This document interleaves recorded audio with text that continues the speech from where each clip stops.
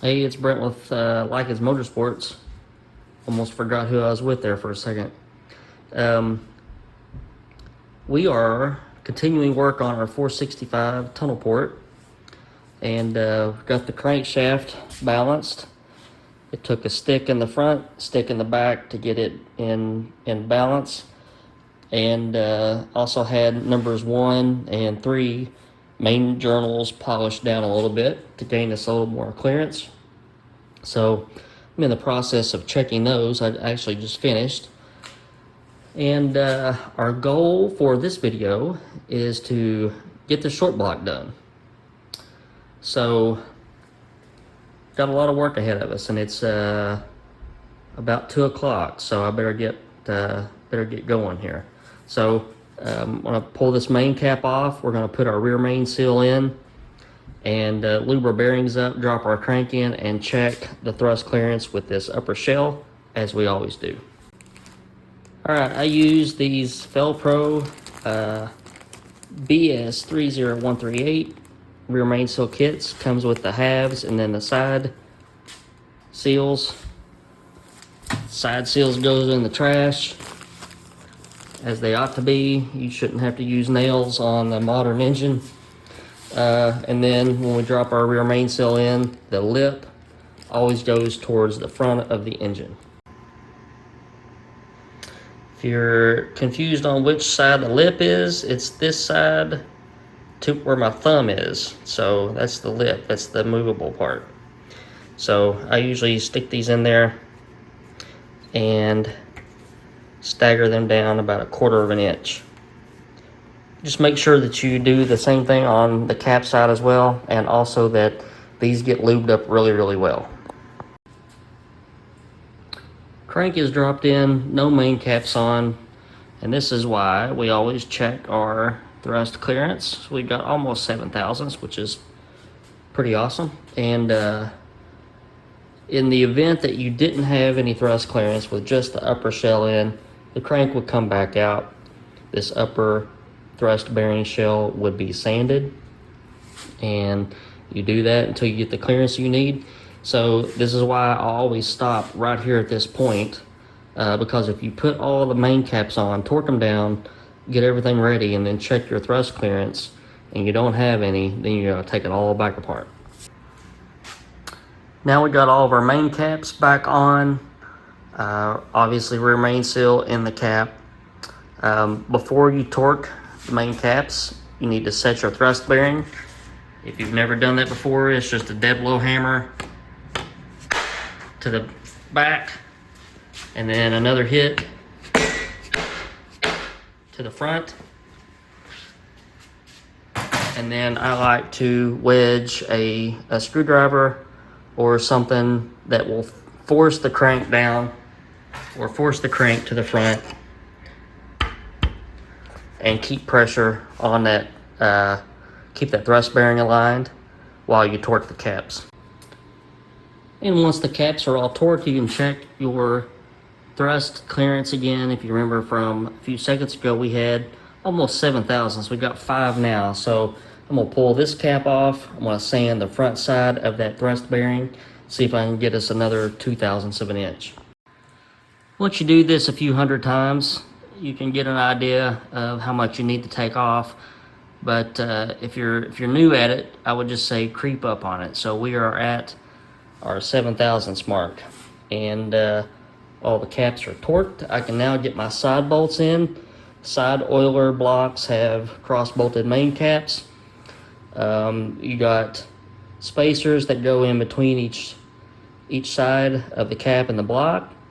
Those need to stay in their respective positions. They should be labeled somehow in one way or the other. You drop those in, side bolts go in, torque at 40 pound-feet, and I usually put a little bit of silicone between the block and the washer just in case some oil creeps in. But we'll get our side bolts in, and I'll drop our silicone in for our rear main seal.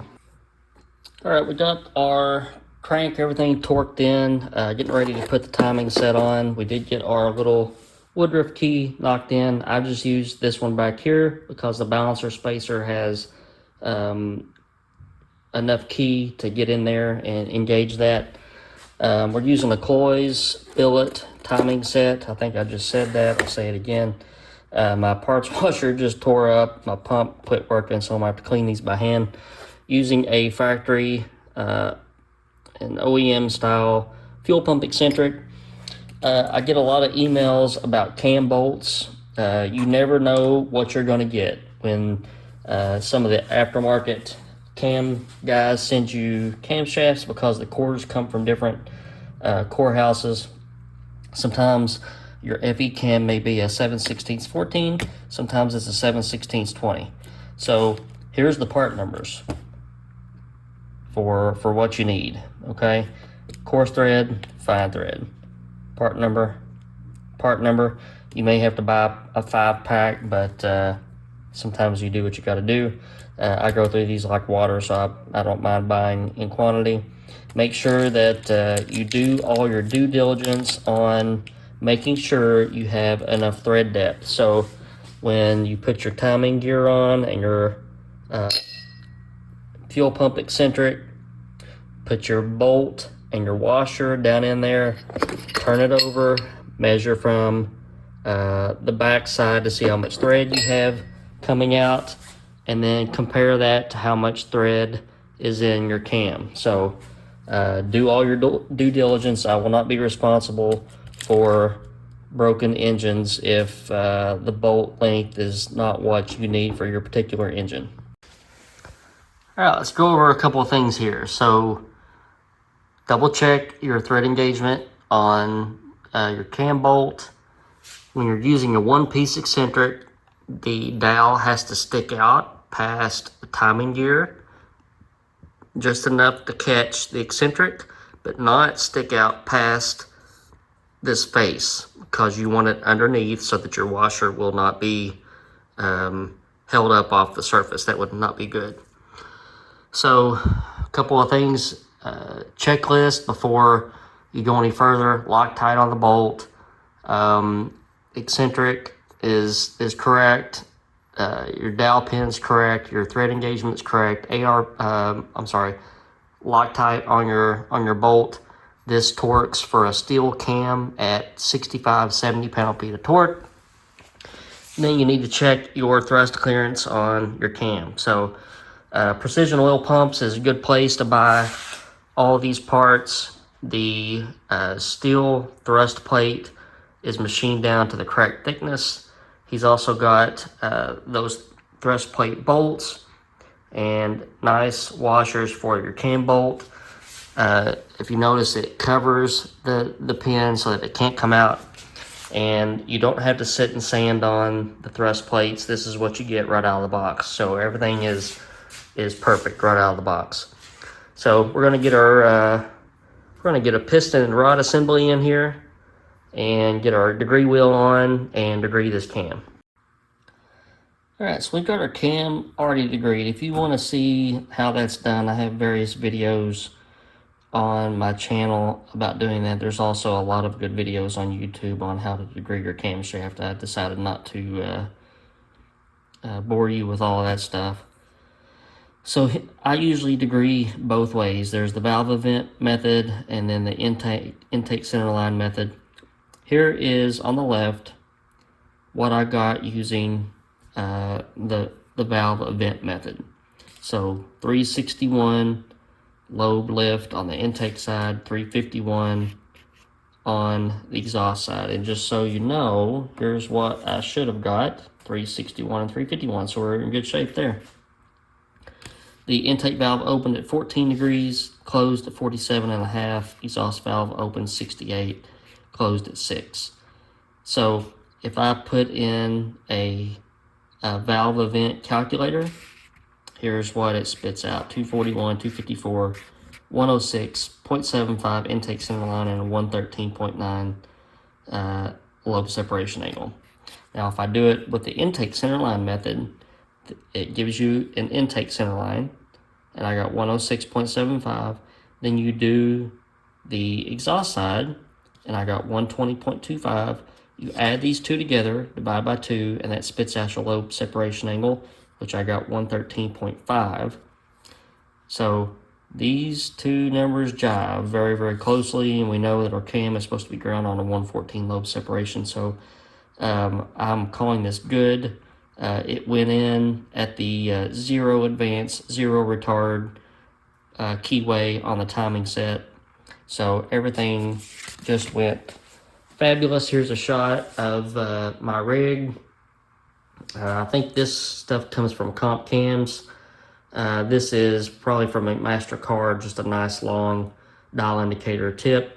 I made this right here to go in a magnetic base. This is usually where your dial indicator goes, but I made this part so I have a nice sharp pointer at my timing or at my degree wheel.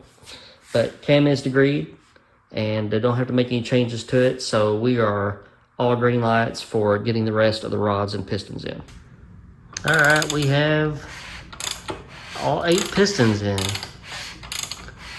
So now that that's done, we'll roll the engine over and torque all of our rod bolts and check all of our rod side clearances. And here's a look at the bottom side.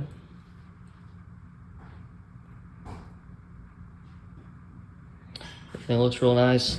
So just grab a set of feeler gauges, see what you can fit in between the rods. They should be within just a thou or two of each other.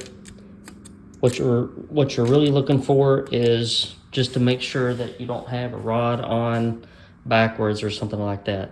So this one's measuring around 26, 27 thousandths. On some of the factory side clearances that I get, I usually see, well, a minimum of about 12. I wouldn't go any tighter than that. I've never ran anything tighter than that.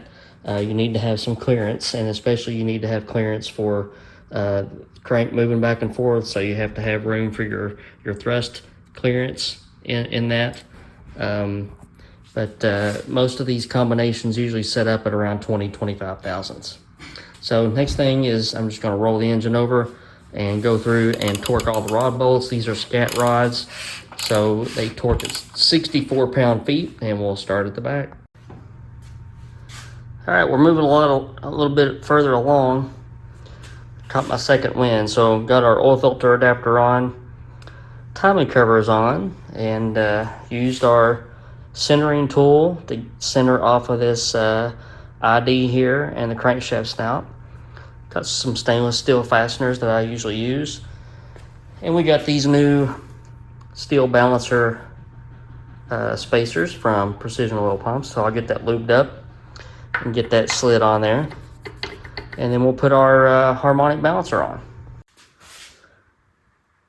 And here we are, balancer is on. I ran out of pointer screws, so I need to snag some of those so I can get my pointer on. But ARP balancer bolt, power bond harmonic balancer. Carter M6905 fuel pump. These things will support around 600 horsepower, so I felt safe with choosing it for this build, and we are making progress. So this is probably about as far as I'm going to get for a bit. T&D rockers are still not here, so I can't check piston to valve clearance. I have really no qualms about me having any issues, but I don't want to assume anything, and I like recording numbers for future combinations, so I know that where I am with certain parts. So the heads can't go on yet, and in the very, very slim event that we have to that we have piston to valve clearance issues, I'd rather not have to pull an oil pan back off and all that sort of thing. So we're going to stop right here. Good looking piece. 465 cubic inch Ford FE tunnel port. Hope you guys are having good holidays. It is Christmas Eve, and I'm finishing this up so I can take a vacation next week. And hope you guys can do the same. Hope you're having a good week. If you haven't yet, please hit that like button and that subscribe button. Also, if you have any suggestions or ideas for future videos, I'd like to hear them. The video that I did about my top 5 favorite engine combinations has over 31,000 views. And that happened in just the span of several days. So apparently I did something right with that. I'd like to keep doing right things. So if you guys have any suggestions, please feel free to indulge. All right, guys. Talk to you soon. I'll see you next week.